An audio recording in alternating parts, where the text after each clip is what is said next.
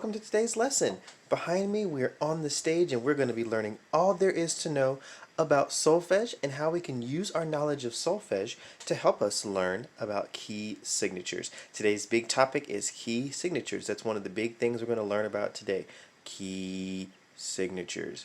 It's key signatures. So, we're going to talk about solfege, review some solfege, review lines and spaces of the music staff, learn a little bit about intervals on the keyboard, do some solfege ear training and practice, and then dive deep into those key signatures.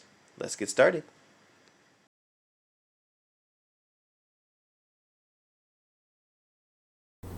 Let's talk a little bit more about solfege. As you see here on this screen, we have the different hand signs that we will learn about today to help us learn about solfege pitches. To make the first one, do, you'll make two fists like this. For the next one, re, make your hands flat, pointing them up towards the ceiling. Mi, we'll use those same flat hands. Fa is like a thumbs down. Sol, flat hands, palms facing you. La, curve your hand like a C, palms facing the ground. Ti, point to the sky. And do, same fists up here. We'll learn a little bit more later about why do can be high and low. As we previously mentioned, solfege is a system of syllables and hand signs that help us as singers identify pitches, pitch direction, and the space between the notes. Hey, don't forget, do is also referred to as the tonic or home note. Do is the tonic or home note. So, let's copy some solfege patterns. Here we go. I'll sing them first, then you'll copy me.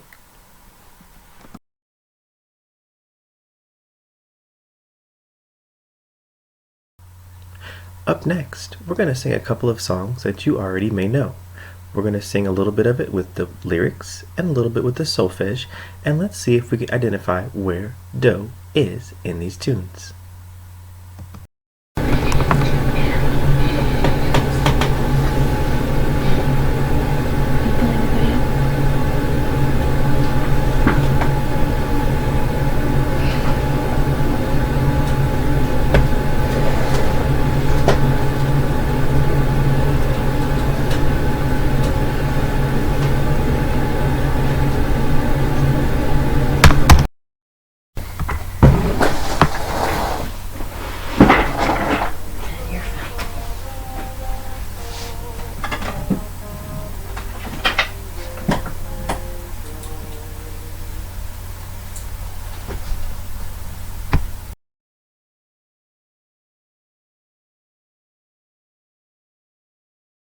Welcome. Here's our first example. I'll sing it, and then I want you to see if you can figure out what it is.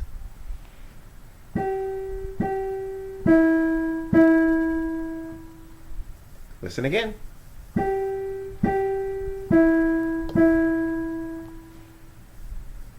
Here it is. So, so, mi, mi. Let's try another one.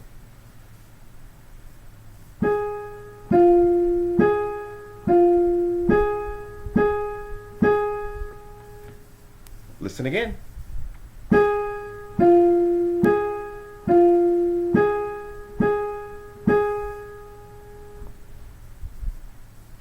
So, mi, so, mi, so, so, so. Great work. Let's try one more.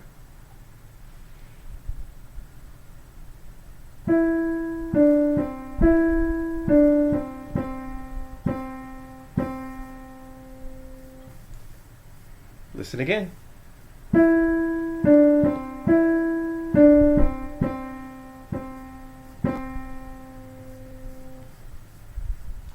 Mi, re, do, do, do, do.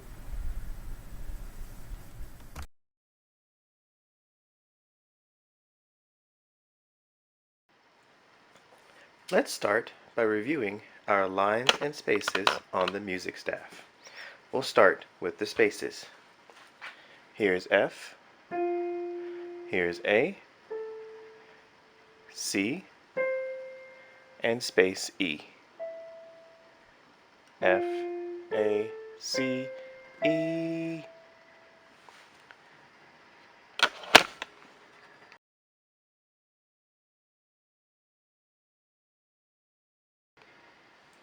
Next, let's review the lines on the treble clef.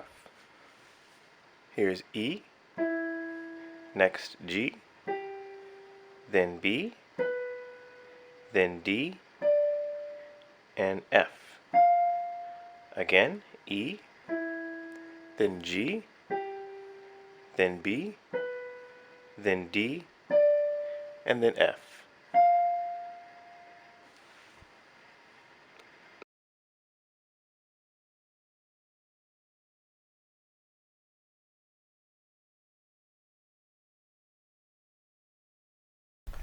Alright guys, let's get down to business with key signatures. So, what is a key signature? A key signature is, as you see here, a collection of every accidental that is going to be found in the scale.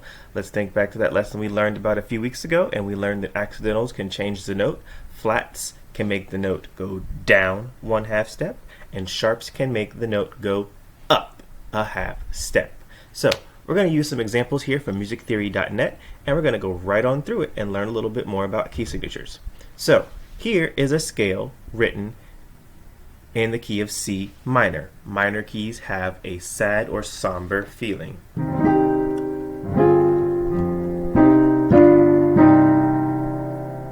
And if I were to play the scale,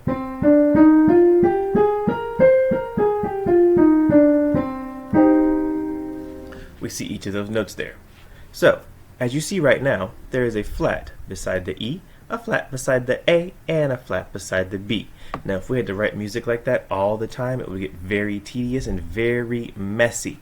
So, instead of writing flats beside every E, A, and B, we put it over here in the key signature that's found right beside the clef. It'll be both in the treble and the bass clef when you're learning and reading.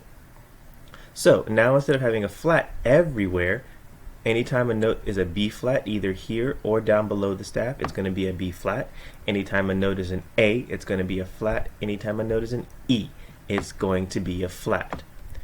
This becomes even more important when we look at key signatures that have lots of flats. For example, the key of D flat major. There's 5 flats here, and that again would look very confusing, so we put it in the key signature. All 5 flats, B, E, A, D, and G, are going to be flat anytime in this key signature.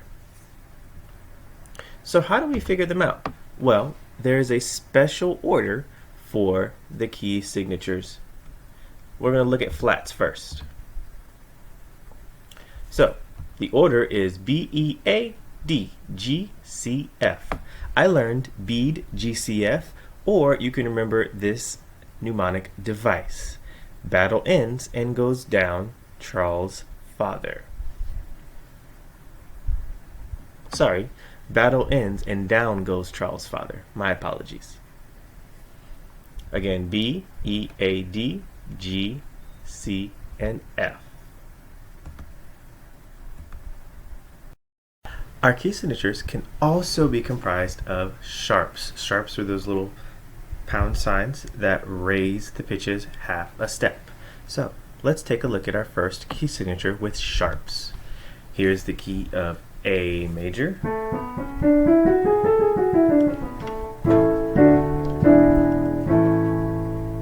The key of A major has 3 sharps: C sharp, F sharp, and G sharp. We're going to add that key signature at the beginning to clean up our music and make it a whole lot neater. Next, the key of E major. We're adding more sharps.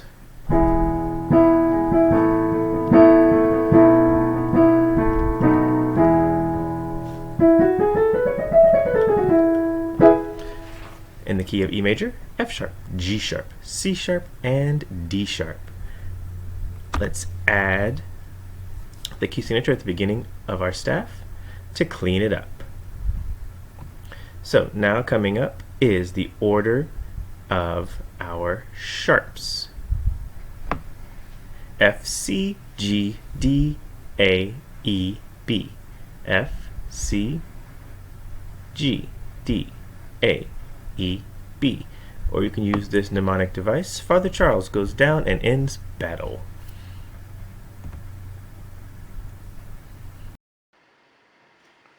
To help us get a better understanding of how to find key signatures, we must first understand the relationships of steps and skips.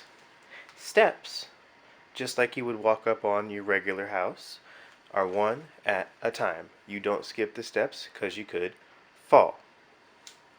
When it comes to skips, instead of taking every step, you would take every other step. So how does that translate into music? Well, we're going to start here on C. Here is our C. And we're going to go up the keyboard in skips first. We're going to skip every key going up the keyboard. So from C, a skip up to D, a skip up to E. We're going to skip this one up to F sharp, skip this next white key up to A flat, skip this white key up to B flat, and skip this white key again up to C. So if I play a scale just on skips alone, it sounds like this.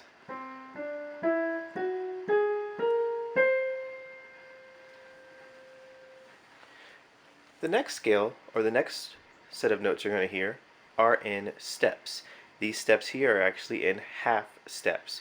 We call it a half step because we are only going up half of the way instead of that whole step or that skip that we previously looked at. So if I start here on C, a half step up, and I'm just going up in half steps.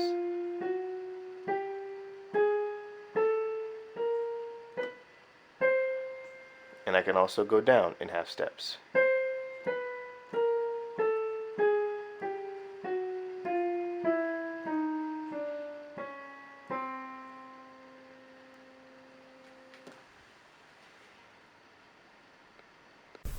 Hey guys, remember me? I'm Usev, your musical dinosaur. I'm going to help you remember or learn about how to figure out the keys when there are flats. So if we look at this first one, there's no sharps and no flats. This is the key of C major, and it will always be the key of C major. Next, the rule that we're going to talk about in a second does not apply to this one because it just doesn't. When there's one flat on the B flat, that's the key of F. But on these two, we are going to be able to use the trick that I'm about to show you. So the same way we had a trick for sharps is the same way we have a trick for flats. When we look at a key signature that has flats, we're going to go to the next to the last flat. This is the last flat. This is the next to the last flat. What is it? It is a B flat. So this is the key of B flat major. One more example. This is the last flat. We go back to the next to the last flat. It is a, what is that again? Let's see, this is a space note, F, A, C, E, E. It's an E flat. This is the key of E flat major. Thank you for watching. Alright, now here is where you remembering those order of lines and spaces really comes into play. To identify a key signature, you're going to use the last sharp, or the next to the last sharp that we see, and we're going to go up one half step. So in this first card, this sharp is on the F sharp line, and if we think back to that piano image, one half step up from F sharp is G, so this is the key of G.